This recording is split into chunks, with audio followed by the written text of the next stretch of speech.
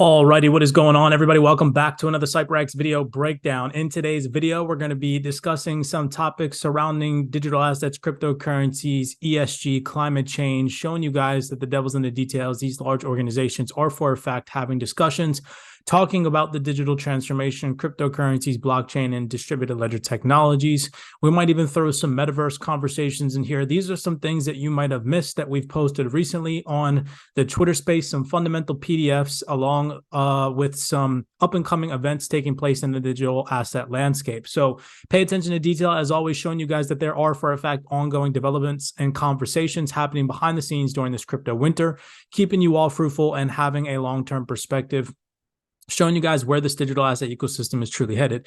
As always, thank you all for returning. Smash that thumbs up button and subscribe. Let's jump into today's video breakdown. So the first little tiny event taking place in November that we wanted to share with you all, you guys can see here, this is Digital Assets Week taking place in London, the 14th to the 15th of November, 2023. You can see here digital securities, digital assets, and institutional crypto being mentioned. It even says right here, bringing the traditional funding and listening players together with new digital exchanges and platform opportunities, exploring both listed securities and private tokenization of securities, along with educating investors on the opportunities, and focusing on the institutional adoption of digital assets, covering the full spectrum, including the technology, crypto, and security. So they are going to be talking about crypto. I know that a lot of people are like, oh, they're talking just about blockchain and distributed ledger technology. They're not talking about crypto. No, they're talking about crypto, ladies and gentlemen. Crypto is not going away.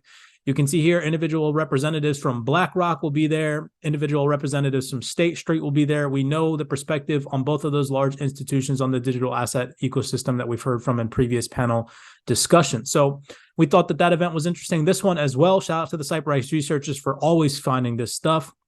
We have an event coming out on October 12th.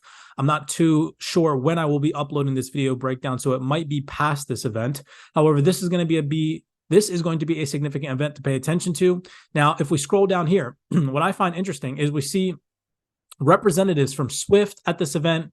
We see representatives from Citi at this event. We see representatives from Wells Fargo at this event, from Visa at this event as well. And we know the perspective that representatives from these organizations in particular hold on crypto in particular. Given all the news in the crypto space lately, is crypto dead? No. Nope. Right, so they all think that crypto is not going away anytime soon. And if you scroll down here to their agenda, you can see they're going to be talking about reshaping the financial services landscape of tomorrow with transformative technology. Okay, you can see right down here, the future of banking and payments will be discussed. We have U.S. Treasury members, Bank of England members, RCG Global Service members. Then scrolling down here, it talks about financial inclusion and digital transformation and financial services and payments.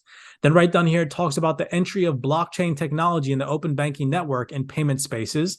And then they're going to be discussing what payment methods will be going forward to prevail in the future. So I thought that this was a very interesting event. However, like I said, we might be a couple days behind uploading this video breakdown. But I just find that interesting that the contributors in this event have already projected their perspective on the crypto ecosystem, and they have voiced that it is not going away. Now let's get into some PDFs. This one was a very interesting one. However, this is a couple of months old. This is back from May 17th, 2023, labeled Standard Operating Procedures to Regulate Key Concern Areas of Virtual Digital Assets, or VDAs as the acronym there. So just some interesting highlights here. I'll zoom in for you guys. It goes on to say the crypto asset sector has been on the watch list of both investors and lawmakers in recent years due to the increased adoption across the world. India has an estimated 25 to 30 million crypto investors, and the numbers are likely to significantly increase in the coming years. So they let it be known that in the coming years, that number is likely to significantly increase. I like little tiny gems like that, so I highlighted that. Scrolling down here, this is where it starts to get interesting in comparison to some other documents that we've shared in the past. So it goes on to talk about that in their short-lived history, virtual digital assets have proven their utility in public service, wealth distribution, and economic access worldwide through their utilization of DLT technology or blockchain technology. DLT allows, and it goes on to talk about what they both allow, but here it goes on to say large-scale adoption of VDAs without regulatory oversight and control can adversely impact customers or investors who invest in such VDA projects and can have further macroeconomic impacts. On the other hand, globally coordinated weightage has been placed on these concerns, inviting disproportionate restrictions on VDA by most governments. So that's important, all right? So it says, in doing so, an important economic opportunity is being missed by countries. So I highlighted that because reading further, it goes on to talk about this kind of quote-unquote shakeout that's happening. It says, in India, regulations relating to VDAs have not been finalized yet, and one can expect some guidance for domestic regulation in India on VDAs emerging from the discussions currently underway within the G20. However, the general regulatory approach towards transactions relating to VDAs has predominantly been cautionary, perhaps for the right reasons. Recently, high taxes on VDA gains in India have been introduced as a means to deter investors and customers from making an investment in VDAs, i.e. cryptocurrencies and digital assets. And then this is where it gets interesting. It says, this may be done to ensure that the retail investor is discouraged from investing and transacting in crypto, and only large-scale institutions and investors with appropriate risk appetite and financial capabilities may engage in such investments. So they're literally telling you all that these attempts by the government are here to, again, shake individuals out. It says to ensure that retail investors are discouraged from investing in transaction in crypto. Now, that reminds me of a PDF from the Boston Consulting Group where they go on to confirm, this is from 2023, right? If I scroll all the way to the top of this PDF, you can see here, Boston Consulting Group, Global FinTech 2023, you can see right here, BCG, okay? Now, this is where it gets interesting because the previous fundamental talks about that, discouragement of retail investors. Well, right here, the Boston Consulting firm, they openly admitted that we are in a shakeout phase. It says, this is a short-term correction. We believe that the challenges fintechs have recently faced represent a short-term correction in the otherwise long-term growth story as the fundamentals of the sector haven't changed. Essentially, we are witnessing a shakeout and the tampering of enthusiasm for growth stage, right? So they're trying to keep people on the sidelines because they know what's coming, right?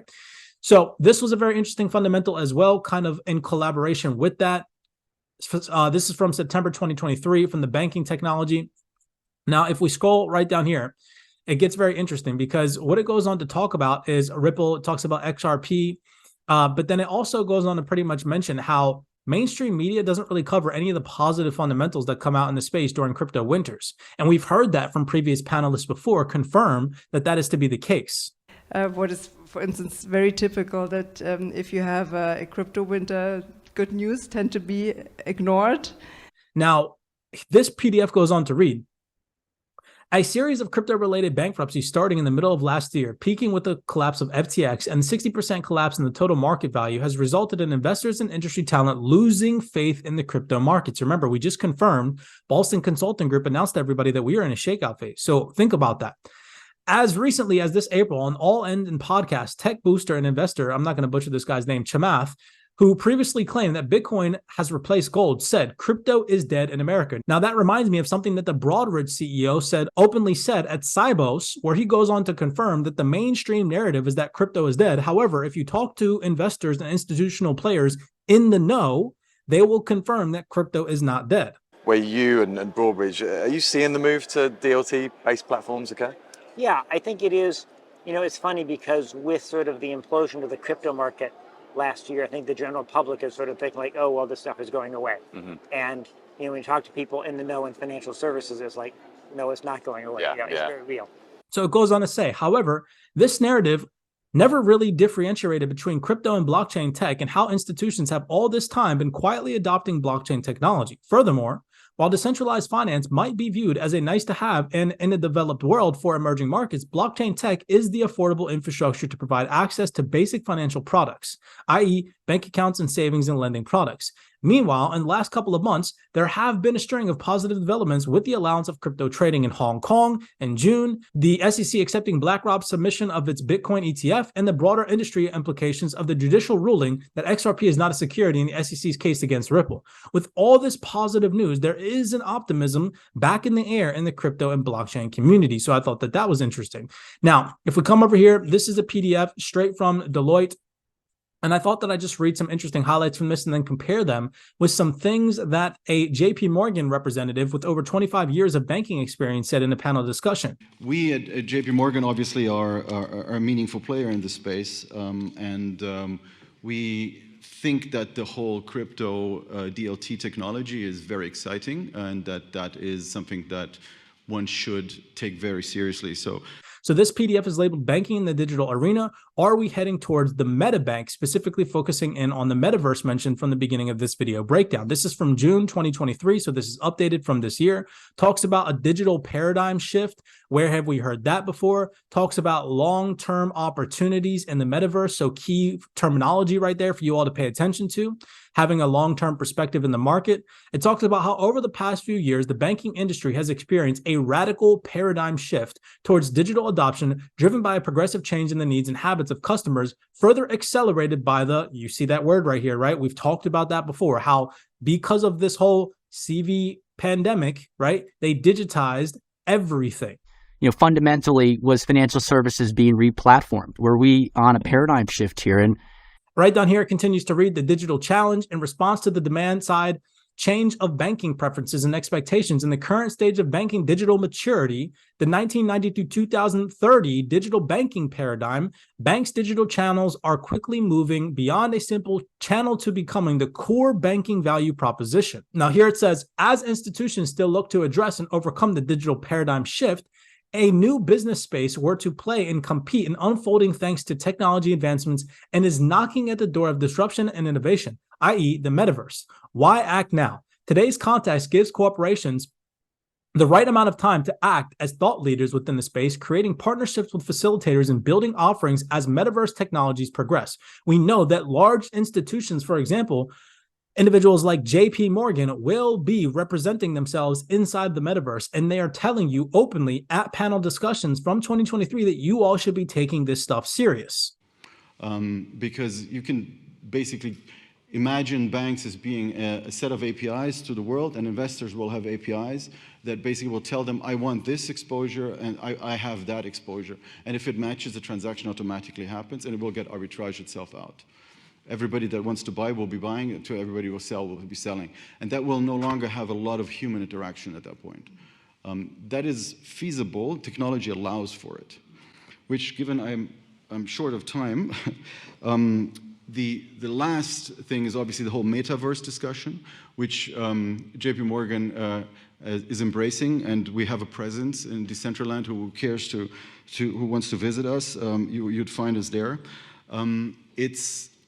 I give you my personal perception of this. I think it's important to explore. I think it's a use case that will work. I think it needs a lot more to happen. I think it's just like PayPal wasn't that great until mobile phones were enabled. That technology, mobile phone, changed the valuation of PayPal, probably more than anything else they did, just because it's accessible. I think for the metaverse, once you have VR that is cheap, easy, and actually good. I'm a gamer, so I play better video games by far than what I get on the metaverse experience. Having said that, I think the ChatGPT that obviously is in everybody's mouths, these language models will change the way that we interact with the metaverse. So I thought that I'd throw that one in there. That one was very interesting. Now, this goes on to correlate with some things that have developed amongst Ripple connections in the previous video breakdowns that we've shared with you all on the YouTube space. Now, this fundamental document goes on to talk about how digital is powering progress towards net zero. Remember, we've talked about carbon credits. We've talked about climate change. I've shown you all video breakdowns. Have they openly admitted that climate change will be their best friend? You need to be paying attention to these ongoing developments. It says, the climate crisis has never been more evident. The need to address the world's carbon emissions and energy consumption is urgent. Complex systems transforming are required to meet decarbonization targets with digital technologies playing a critical role. I like how they end that there, with digital technologies playing a critical role. These technologies will be utilized via this climate change agenda. You need to understand that. Now, down here, it goes on to continue reading by saying, so too has people's desires to play their part in halting the damage. There has also been another seismic change and explosion in the use of technology, from early personal computers, mobile phones, and game consoles to cryptocurrencies, super smart devices, and powerful supercomputers, driving our thirst for liking, sharing, and commenting via global social media platforms. We are managing to generate 2.4 quintillion bytes of data a day and need a huge amount of energy to process and store this data.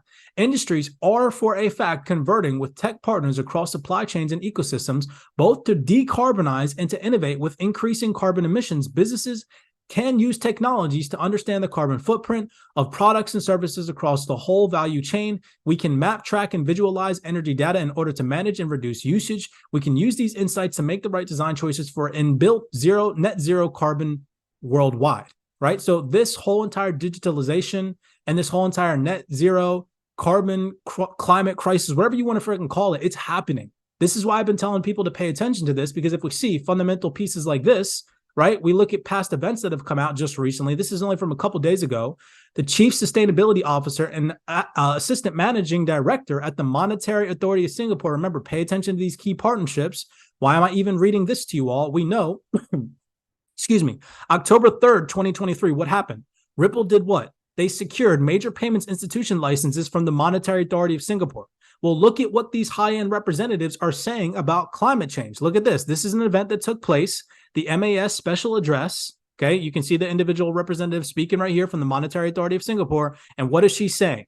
That you should prepare for the energy transition and harness opportunities in the market. They're not hiding this from you all. Okay, they're openly telling you all which direction the market is going, right? Climate change, sustainability, ESG, right? Net zero, fast, efficient, secure transactions, okay? So the Monetary Authority is telling you to prepare for the energy transition and harness opportunities in the market. We know Ripple's partnered with them, right? This is a recent update. They just secured a payments institution license in the MAS, right? And look at this. This is a PDF from EY, and it goes on to talk about how the Solana Foundation, Ripple, the GBBC, are collaborated to promote crypto solutions for what?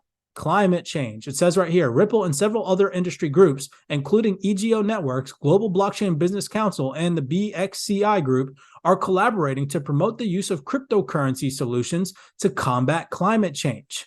Okay, it's not hard to do this type of research. This is an updated document, an updated PDF from 2023 from EY. Okay, so we see these massive ongoing developments. Now, last but not least, I'll play this last little tiny fundamental piece for you guys right here. This is directly from the British Embassy, the UK AID, and the UNDP, the United Nations. Okay, so check this out. It's a toolkit for planning digital transformation via the public sector.